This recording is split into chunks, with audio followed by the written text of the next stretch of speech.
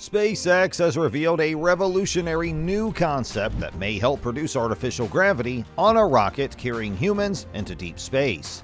Many studies have confirmed the importance of gravity on human health, but artificially producing it in the vacuum of space has remained elusive until now. Let's take a closer look.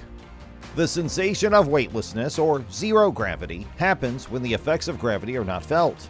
Technically speaking, gravity does exist everywhere in the universe because it is defined as the force that attracts two bodies to each other. But astronauts in space usually do not feel its effects.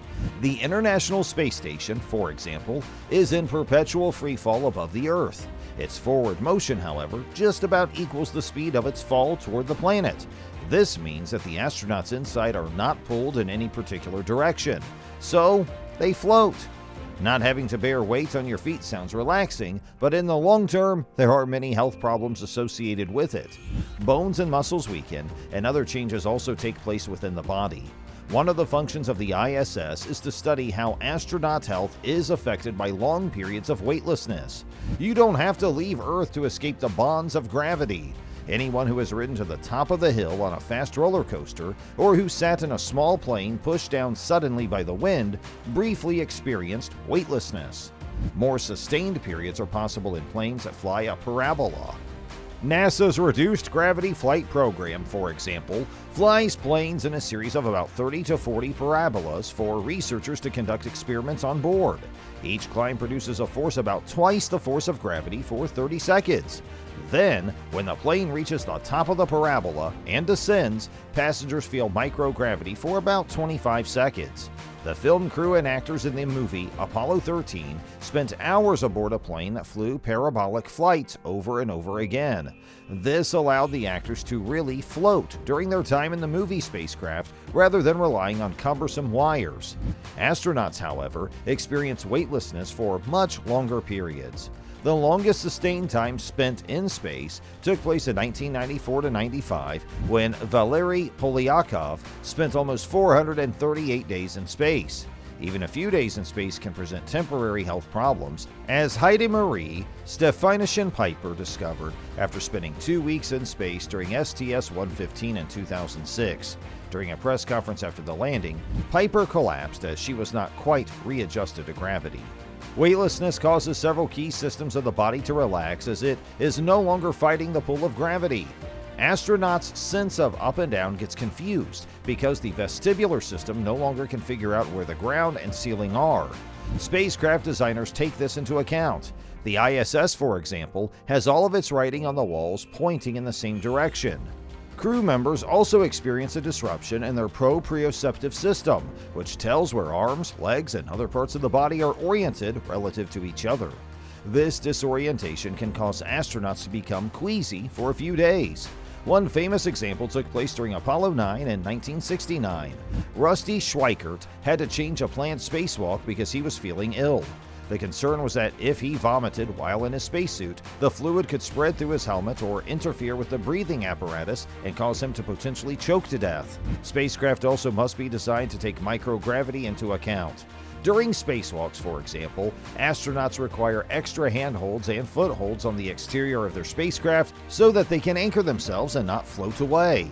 Astronauts in space for weeks to months can run into trouble. Calcium in bones secretes out through urine. As the bones weaken, astronauts are more susceptible to breaking them if they slip and fall, just like people with osteoporosis.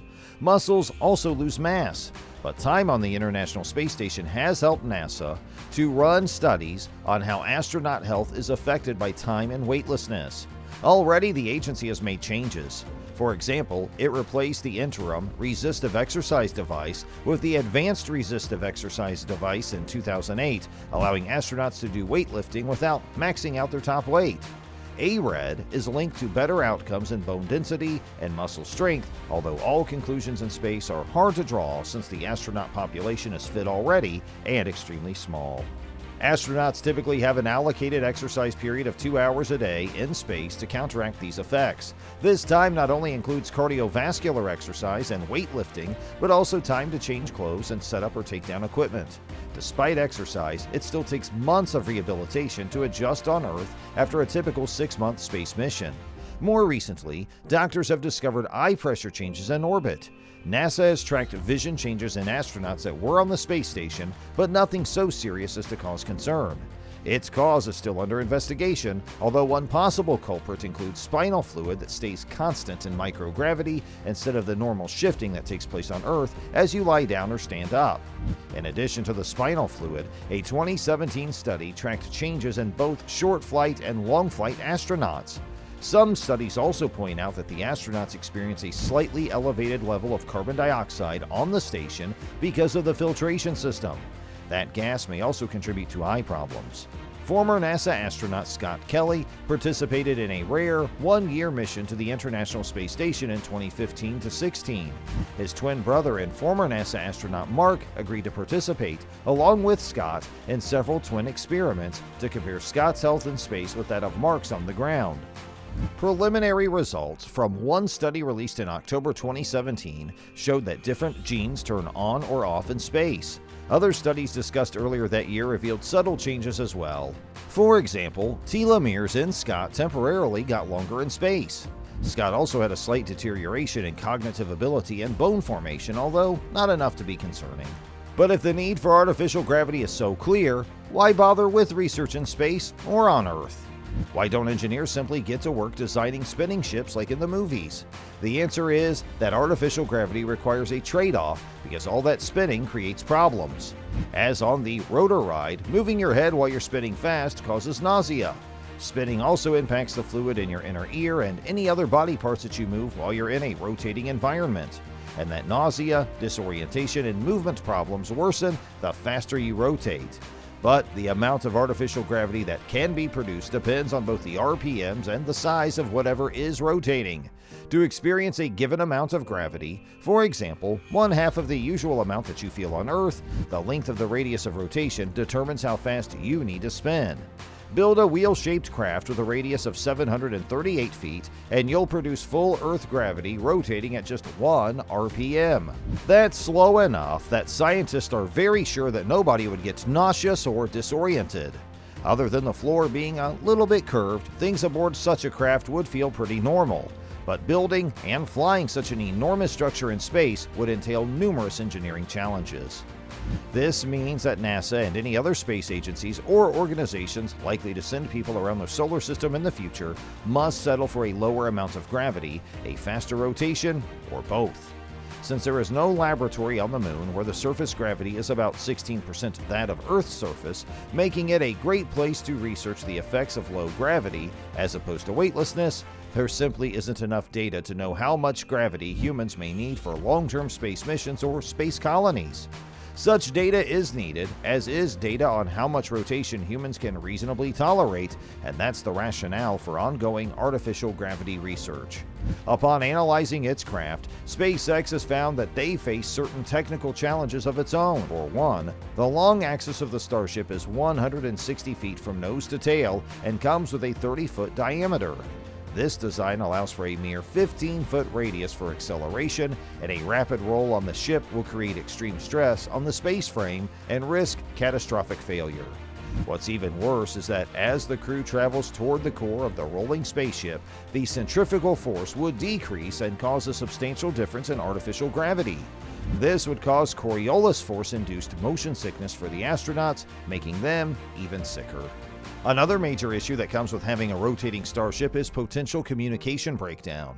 As the ship will be constantly rotating, orienting antenna precisely could be very challenging and hinder communications. The rotation would force the antenna to continually lose and regain signal as it moves out of its orientation range. A rotating craft could also cause power problems on the journey. The most effective way to generate power in space is with solar panels, and the Starship will be no different. Keeping the panels oriented toward the sun to capture energy as the craft rotates can be very problematic, depending on the nature of the rotation and the orientation of the panels. One proposed solution is to tether the crew module to the expended launch stage and rotate it around a common center of gravity. While this option is not viable for Starship, it does open the way for a different approach that may solve the problem. Due to the massive health risks posed by traveling in zero gravity, SpaceX has come up with a plan to produce artificial gravity on the Starship. The new concept is called the Gravity Link Starship. The idea was inspired in part by science fiction. Depending on how realistic a franchise is trying to be, starships will either generate their own gravity using some special device or through rotating sections. While the former concept is much like the hyperdrive, the latter is entirely feasible. The concept goes back over a century, with the first recorded example provided by Konstantin Tsiolkovsky, one of the founding fathers of rocketry and aeronautics. In 1903, he published a study titled Investigation of Outer Space Rocket Devices, where he suggested using rotational force to create artificial gravity in space. Since then, many variations of this idea have been proposed for space stations and habitats, such as the Von Braun wheel, the O'Neill cylinder, and the Stanford torus. Some concepts are even being considered for development, such as NASA's Nautilus X space station or the Gateway Foundation's proposal for a commercial space station. After conducting some research into centripetal force, scientists arrived at the idea for the GLS. The GLS is a hub ship where the payload bay is filled with a truss that unfolds and deploys robotically, thus serving as the wheel spokes. It would be positioned between two passenger starships and would link up with them during the 6+ month-long journey to Mars. Once linked up, the passenger ships would swivel around to reorient themselves and fire their thrusters to impart momentum to the wheel. Once enough velocity was generated to simulate Earth normal gravity, the passenger ships would reorient themselves again to face inward towards the hub's ship. For the remainder of the journey, those aboard the passenger ships would experience the sensation of being pulled down thanks to the centripetal force created by the rotation of the wheel. In addition to detailing the system, scientists also performed the necessary calculations to determine the structure of the truss and the necessary velocity to simulate Earth normal gravity. They determined that a rotational velocity of 31 meters a second would work for a system that measured about 100 meters in radius, providing the feeling of 1G and making roughly 3 rotations per minute. Scientists are already at work on the second iteration of this proposal, which includes updated calculations on the rotation, a new truss shape, and the introduction of cables to reinforce the tensile strength of the truss. If you like this video, you may also be interested in this one, which talks about the Artemis mission. Do you think SpaceX can succeed in producing artificial gravity? Please share your thoughts in the comments section below.